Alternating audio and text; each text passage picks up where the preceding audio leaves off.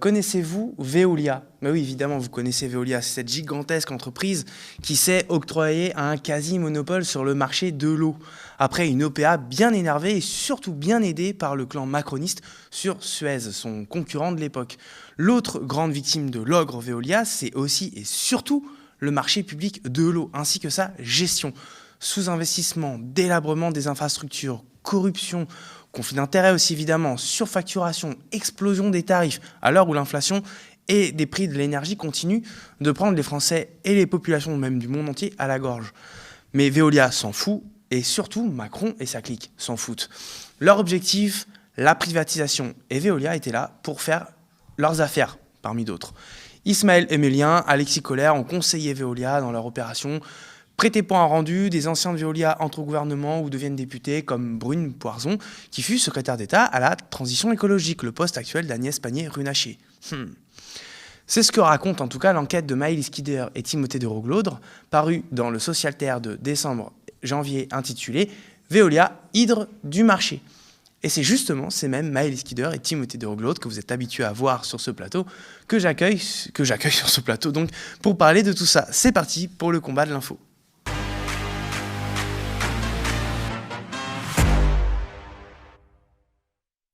Salut Maëlys, Timothée. Salut Rémi. Comment ça va? Ça va bien. Ça va très bien, merci.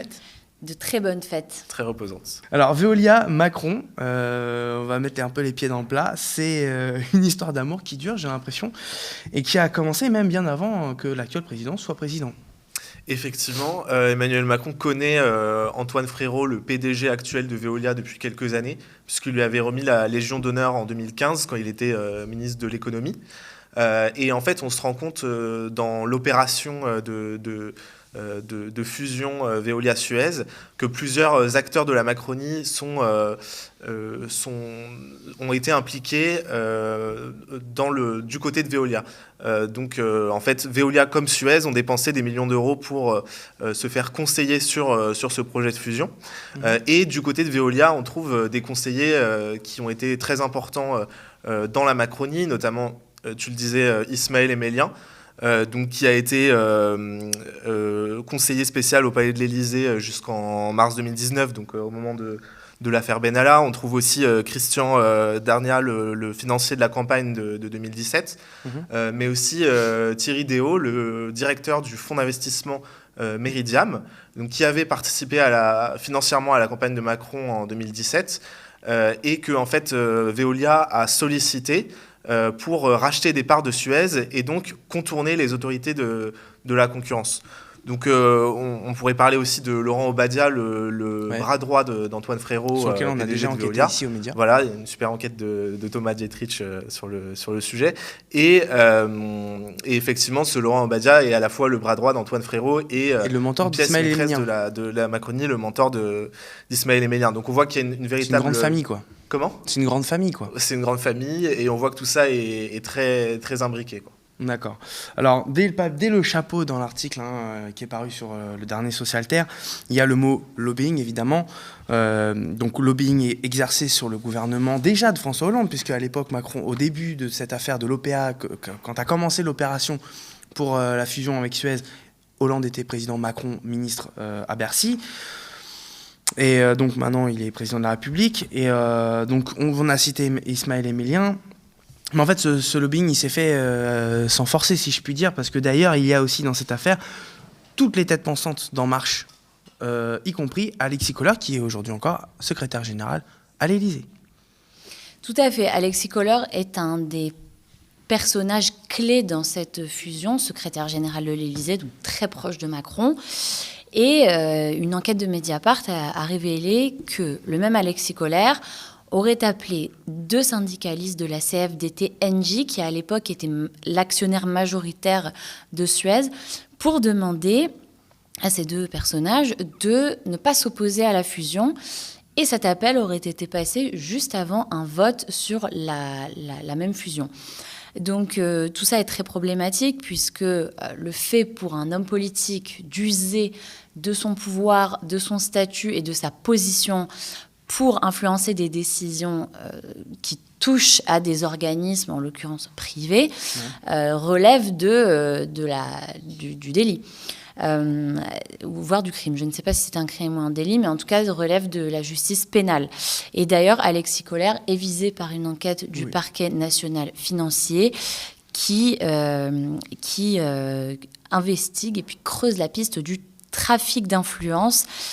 Cette plainte, elle a été déposée par l'Union syndicale de Suez, qui soupçonne fortement qu'Alexis Kohler aurait eu un rôle phare dans la réussite de cette fusion. Est-ce qu'on en sait plus un peu sur ce rôle qu'Alexis Kohler a tenu? Enfin, en tout cas, quel est le rôle supposé qu'on lui suppose? C'est vraiment déjà d'avoir pris position.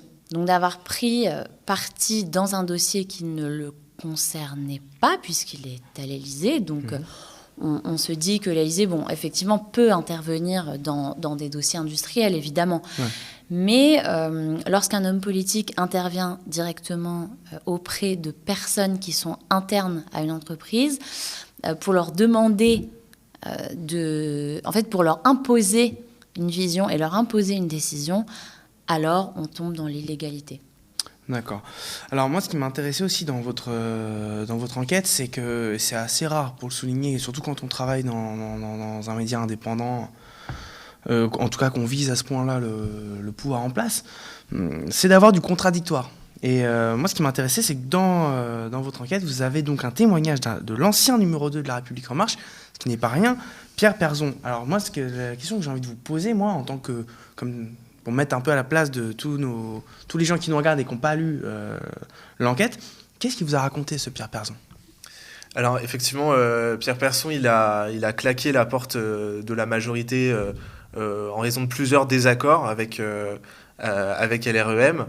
Et un de ces désaccords, c'était justement ce projet de fusion Veolia-Suez, auquel il s'était opposé.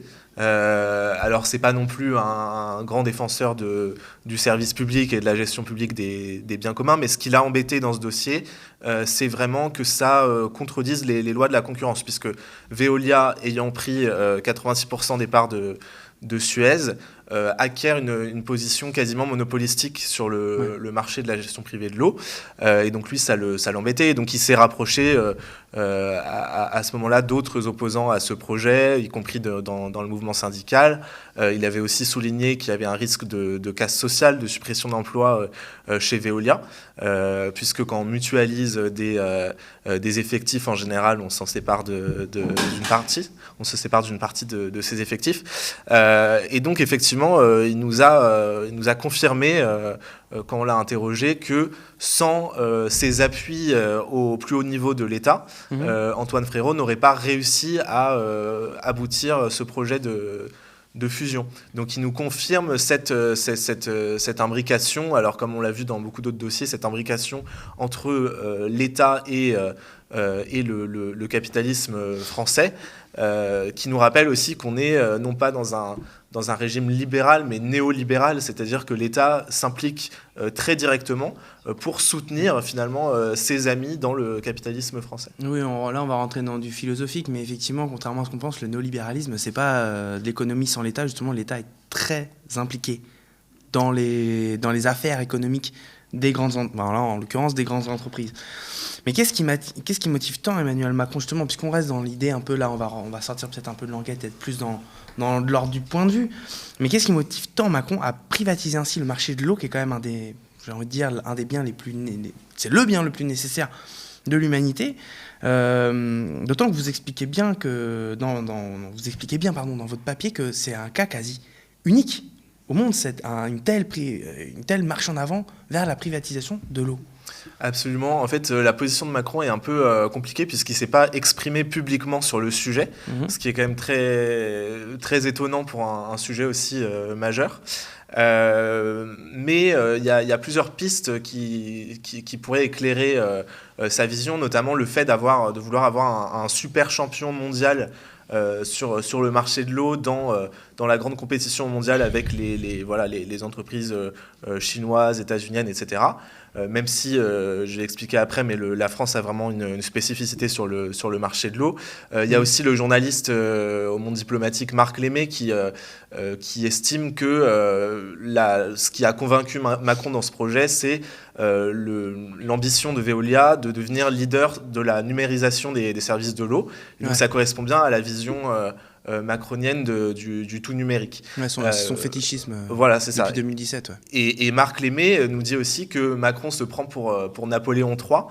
Et en fait, cette référence n'est pas anodine puisque aux origines de Veolia, il y a la Compagnie Générale des Eaux qui a été créée en 1853, donc au tout début du Second Empire, et qui était vraiment... alors c'était une société anonyme à capitaux publics, donc c'est vraiment, on peut dire, l'ancêtre du néolibéralisme à la française. Et c'était un moment où les villes avaient besoin d'investissements technologiques dans la gestion et l'assainissement de l'eau. Et donc la Compagnie Générale des Eaux, puis la Lyonnaise des Eaux, qui a été créée 30 ans plus tard, ont grignoté sur la gestion de l'eau en France. Et ça a créé un modèle unique au monde, celui de la délégation de services publics, ce qui fait qu'en fait, la France a beaucoup plus marchandisé la gestion de l'eau que tout le reste du monde occidental, y compris les États-Unis ou l'Allemagne, par exemple. Donc la France, en fait, a accouché des deux champions mondiaux de la gestion privée de l'eau, Veolia et Suez. Ce qui lui donne une spécificité et qui peut expliquer aussi que Macron veuille renforcer et sécuriser cette spécificité, on va y revenir après, assez fragilisée sur le marché international. Oui, parce que tu dis champion du monde peut-être au niveau des chiffres économiques, mais en termes de gestion pure de l'eau, on y reviendra, c'est pas tout à fait le cas. Mais alors, qui dit, on parle de conflit d'intérêts, la Macronie, etc., mais c'est aussi un peu du pantouflage tout ça, parce que ça m'a l'air d'être un prêté pour un rendu aujourd'hui, et par le passé, beaucoup d'anciens de chez Veolia sont passés aussi chez Macron. Tout à fait. On entend souvent parler de pantouflage dans le sens inverse, c'est-à-dire des membres de l'administration, des députés, des ministres ou autres, qui passent dans le privé. Et quand on se penche sur le cas Veolia, l'inverse est vrai, c'est-à-dire qu'il y a beaucoup de membres et d'anciens travailleurs de Veolia qui sont partis rejoindre Emmanuel Macron. Alors, il y a Célia de Lavergne, qui était l'une des cadres de l'entreprise, qui a rejoint La République En Marche. Sophie Oconi, aussi, qui était une des gouverneurs du Conseil mondial de l'eau, qui est un lobby de l'eau. On va en reparler, j'en suis sûre. Elle est devenue députée. Et enfin, Brune Poirson, qui a été quand même une des figures de proue du premier quinquennat Macron, qui était chez Veolia en Inde, qui a participé à la privatisation des eaux de certaines villes indiennes et qui, par la suite, est devenue secrétaire d'État à la transition écologique.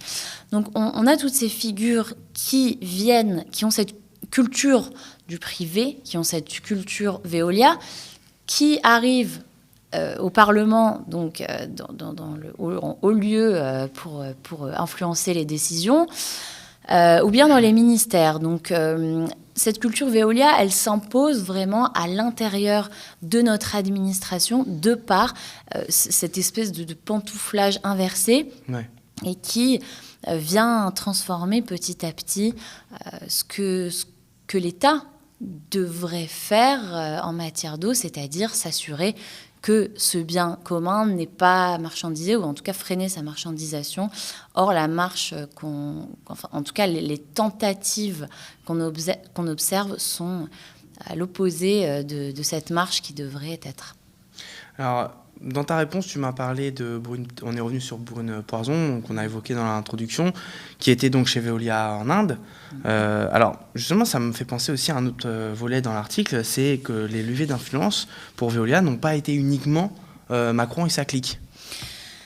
Veolia est une entreprise d'influence. C'est pour ça qu'on a appelé ça, entre autres, l'hydre du marché, puisque on voit bien l'hydre, cette créature mythologique à plusieurs têtes. On coupe une tête, une autre repousse.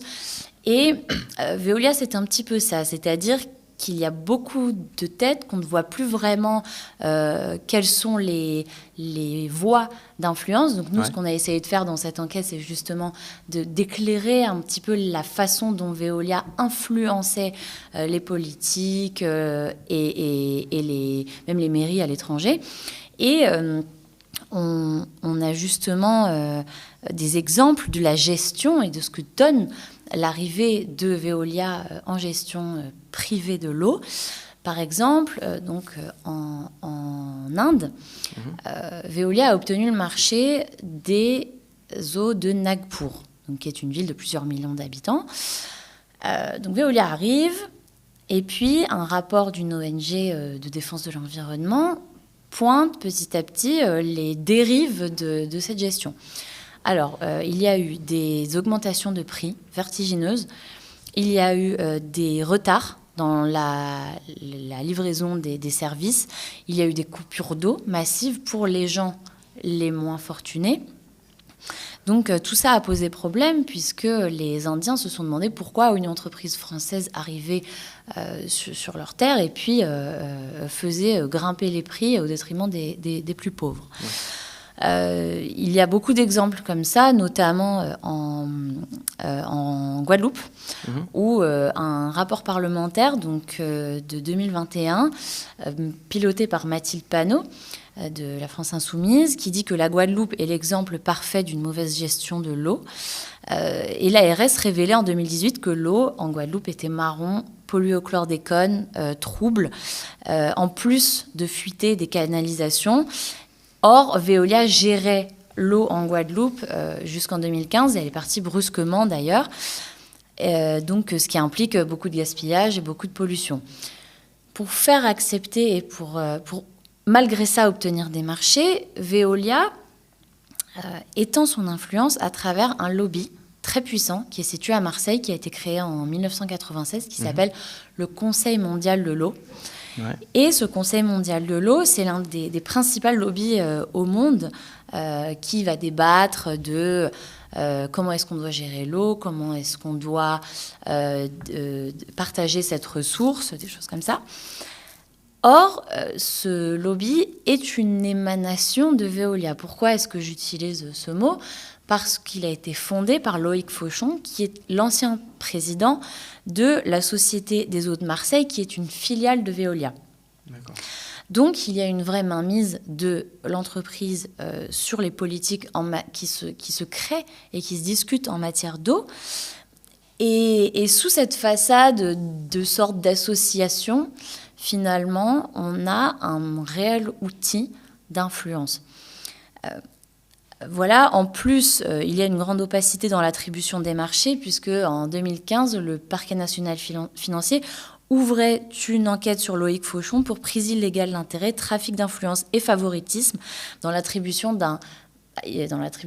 supposée illégale d'un marché de l'eau de plus de 3 milliards d'euros à Marseille.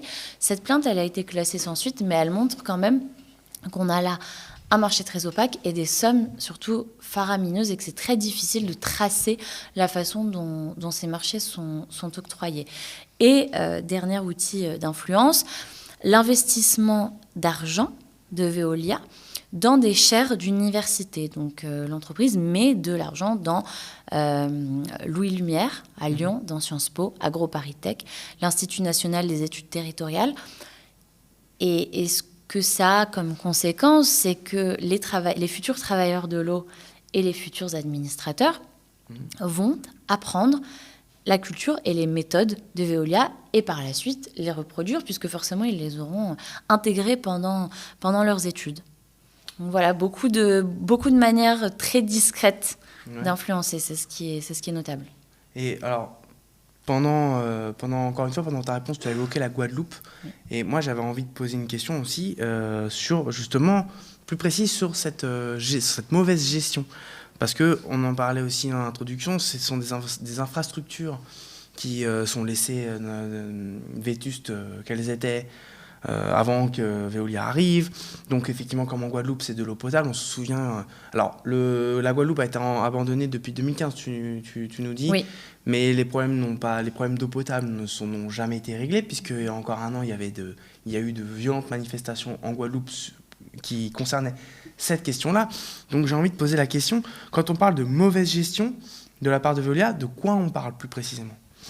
Alors, on parle d'abord de laisser des fuites massives dans les conduits d'eau, puisque il a été prouvé, et on y reviendra, que Veolia, pendant qu'elle gérait l'eau en France et à l'étranger, laissait des fuites massives se produire. C'est-à-dire qu'on assiste à un gaspillage de cette ressource qui commence à manquer. Donc, premièrement, on a une sorte d'atteinte à l'environnement.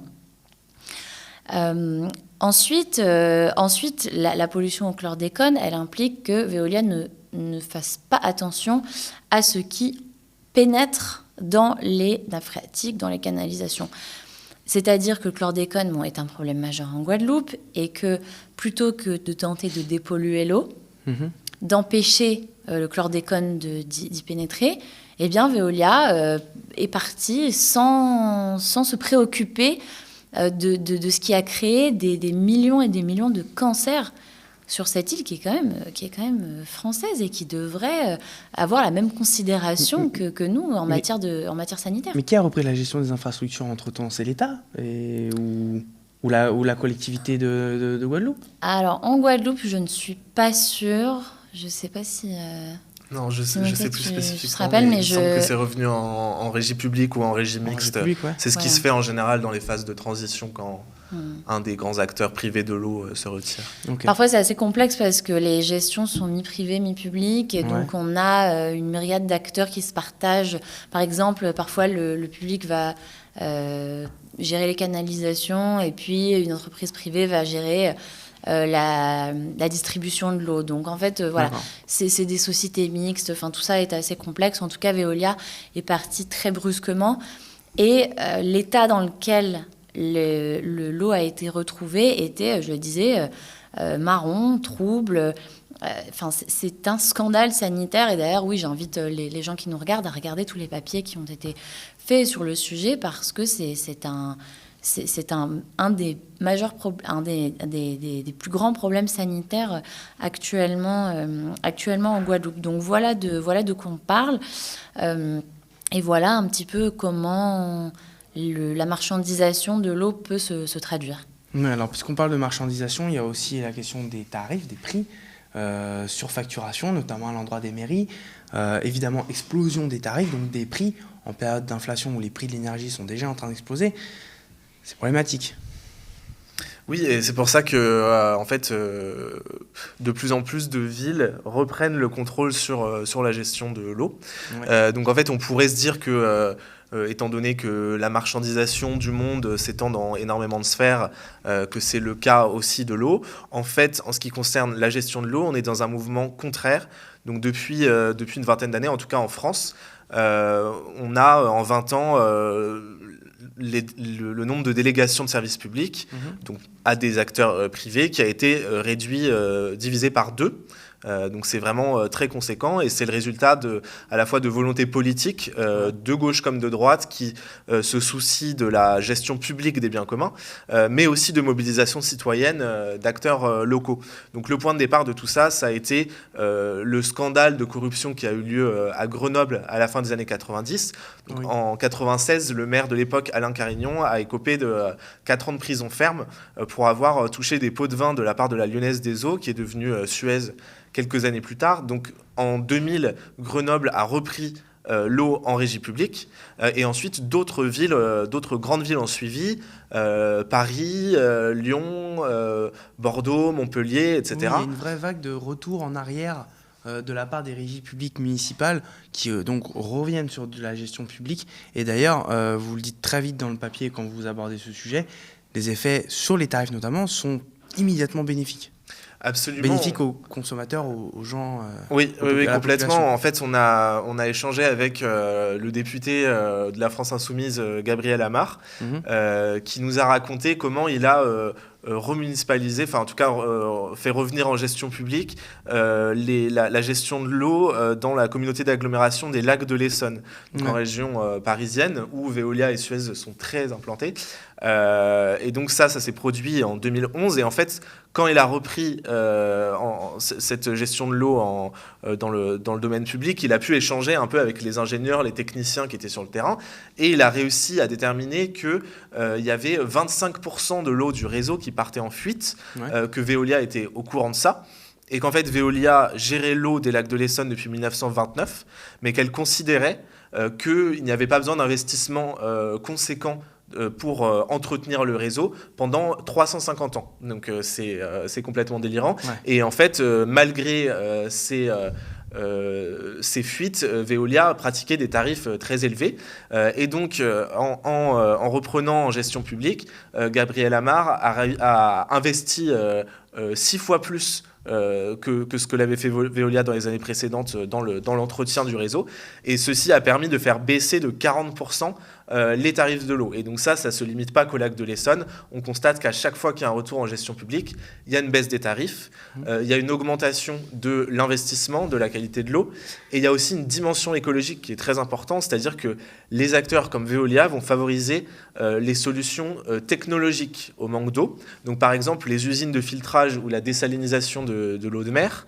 Donc c'est une vision très techniciste de court terme, alors que les acteurs publics vont être dans une gestion plus de long terme, en allant à la racine du manque d'eau. Donc par exemple, en allant voir les agriculteurs de la région et en travaillant avec eux sur comment on peut économiser de l'eau et mieux gérer collectivement cette ressource. Donc c'est pas seulement, on va dire, une question idéologique ou de vouloir absolument gérer de manière publique les ressources naturelles, même si c'est aussi, on pourrait aussi en parler, mais en l'occurrence c'est vraiment une question pragmatique, c'est-à-dire faire baisser les tarifs, augmenter la qualité de l'eau et mieux gérer collectivement la ressource pour profiter à la fois aux usagers et aux services publics. Donc en fait, là où il y a de l'investissement public, tout marche mieux finalement. Les services publics sont plus rentables, fonctionnent mieux et sont moins chers. En tout cas, c'est une démonstration que le public peut amener des solutions écologiques et économiques et une amélioration quotidienne en investissant de l'argent des collectivités, de l'État. Et c'était assez cocasse en réalité de voir qu'on a un géant de l'eau français qui essaye d'absorber des marchés, mais qui, en France, perd du terrain, et que cette même entreprise va chercher à l'étranger, je dirais pas se rabat sur l'étranger, mais en tout cas cherche des marchés internationaux, en partie pour compenser la perte de Grenoble, de Paris et autres. Et cette marchandisation de l'eau, elle a été remarquée en France, et donc un petit peu freinée, mais à l'étranger, Veolia bénéficie de solides soutiens. Par exemple, ce mouvement de privatisation, il prend racine dans les années 90, où le Fonds monétaire international, la Banque mondiale soutiennent la privatisation de l'eau. Oui, l'Union européenne aussi. Effectivement, l'Union européenne aussi, et où dans le cadre de programmes d'ajustement structurel, c'est-à-dire de programmes d'austérité et donc de baisse de la dépense publique, ces deux instances ont dit aux États donner et céder du terrain dans le domaine de l'eau, et comme ça, vous pourrez dépenser moins d'argent. Et ils ont grandement encouragé, d'ailleurs, Suez et Veolia à prendre des marchés en Amérique latine. Par exemple, à Santiago du Chili, Suez détenait la majorité de la gestion de l'eau. Donc maintenant, Veolia va reprendre. Et Veolia a grossi comme ça en avalant Suez et en prenant ces marchés étrangers, ce qui l'arrange fortement. Donc en France, on a ce mouvement de remunicipalisation, mais Veolia, ne soyons pas naïfs, Veolia ne se laisse pas faire et ne laissera pas gagner trop de terrain au public, puisque ces actions ne se font pas toujours dans la légalité. Par exemple, en Roumanie, la filiale roumaine de Veolia est soupçonnée de corruption active et passive parce qu'elle aurait versé des millions d'euros aux autorités locales en échange de la gestion. Donc le parquet national financier a classé sans suite, mais la justice roumaine, elle, continue l'enquête. Donc elle veut vraiment faire la lumière sur ces pratiques et sur la façon dont cette multinationale piétine des pays qui ont beaucoup moins et des localités surtout qui ont beaucoup moins de pouvoir et de force de frappe qu'elle. Ok, merci beaucoup Maëlys, Timothée. Merci à toi d'avoir répondu aux questions.